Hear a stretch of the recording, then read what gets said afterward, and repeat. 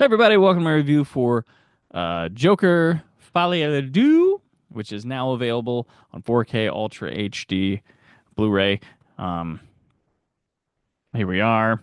This is a comes with a slip cover and a nice standard emery, and it's a one disc 4K. There's no standard Blu-ray in there, and there is a digital code that comes with it, but that has been used, so don't ask in the comments.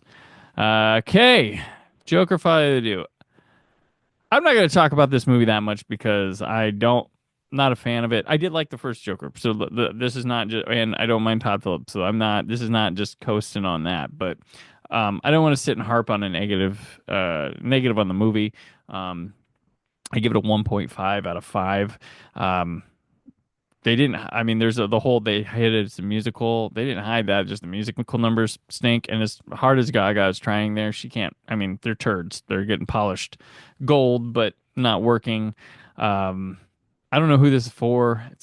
Just a slug of a movie that's commentating on something that was said to exist but really doesn't, with the Phantom of Joker. Um, and I mean, there's thing like it still looks big and stuff, but it doesn't like. I feel like they don't know what they're trying to portray here, or they're trying to go for something, not pulling it off. I don't think Joaquin Phoenix is able to find the character he got in the first movie throughout this movie, and that's why there's a whole lot of whirlwind of spins with him in the character. There's interesting ideas here. There's an interesting things that play. I'll tell you, I'll say the same thing Aaron Newirth did. Watch Red Rooms because that's the movie that gets this movie right. Um, it should have been a lot more her and a lot more background for that, and that might have worked right. And that's nothing, and not a slight on him or anything like that. There's just a more interesting story there, but it's just a movie to get through, and I'm not going to sit and harp on it more than that. You've already heard it. I'm in the choir of people that don't like the movie, but it is what it is. I'll move on with my life. You get a victory lap. I appreciate the ambition from afar of what ideally was trying to happen, but it's just ultimately not a good movie. What is good though, the video quality. This one comes in multiple aspect ratios for a 221 and a 191, which is a little bit bigger than your widescreen, but also it'll do the IMAX jump, tries to recreate the IMAX ratio to jump to those scenes that were shot for that. So that comes in here.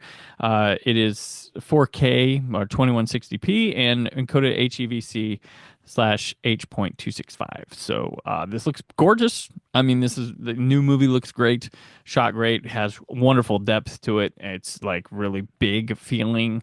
The color saturation is great, especially how grimy it is. The HDR comes up with like little lights especially when they have the asylum at night and there's little glowy lights that really bounces. Some of the stuff like the Sonny and Cher thing really have colors that pop and things that shine quite well. And it's just grimy, and to the touch, details look quite good on it. So yeah, I'm giving it a 5 out of 5. Also 5 out of 5. We're gonna go with the Atmos track.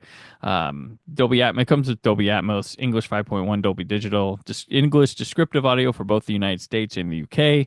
French 5.1 Dolby Digital track, German Atmos, German 5.1 Dolby Digital, German descriptive, Italian Dolby Atmos, Italian 5.1 Dolby Digital, and Spanish 5.1 Dolby Digital. Accompanying are subtitles: English SDH, French, German SDH, Italian SDH, Spanish, Danish, Finnish, Norwegian, and Swedish subs. You're the Swedish sub I ever saw. So yeah, the audio is just it's great when the musical numbers hit. They sound full in concert.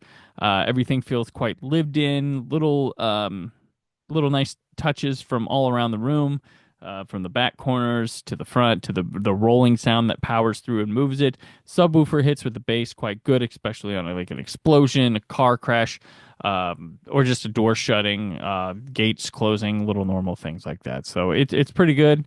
I definitely give it a 5 out of 5. That's just how they roll. Big movie, looking good and sounding good. So we go to the extras, which not bad here. There's an extra called Everything Must Go, which is about 45 minutes, and it's done in 4 parts, and it's a really lengthy uh, documentary on making the film that focus on people and like set pieces and things like that. And it's got behind the scenes footage, interviews, and stuff like that. And it's wow, okay. I probably thought this movie was going to be a bigger deal than it was, and yeah, so that's pretty fulfilling little extra there. We also have one called The Character of Music, which is a little over 8 minutes.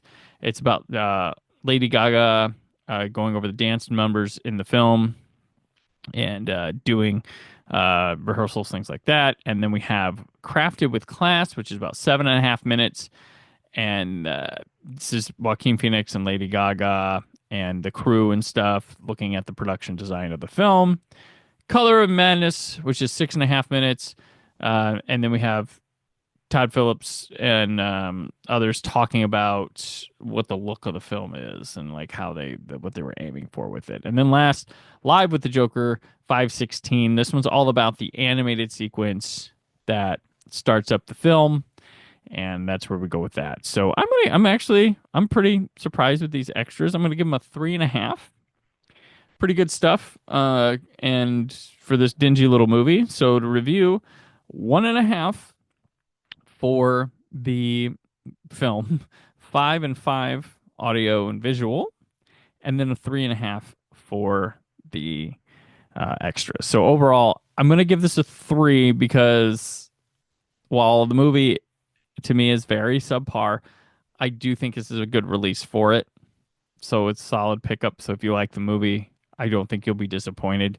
And they put work in there. So I'm going to give it a 3 out of 5. The film itself is what sinks that score to being a solid 3 of 5. But yeah, so Joker Folie to Do. If you want the film, you'd be more than welcome to order it using the link in the description of this video. And yeah, so this is available now. And this is actually my last review for before the holidays, I think. Should be. So if it's my last review for one of these 4K titles, thank you for checking them out throughout the year and appreciate you. And as always, I'll see you in 2025 with these, and stay film positive.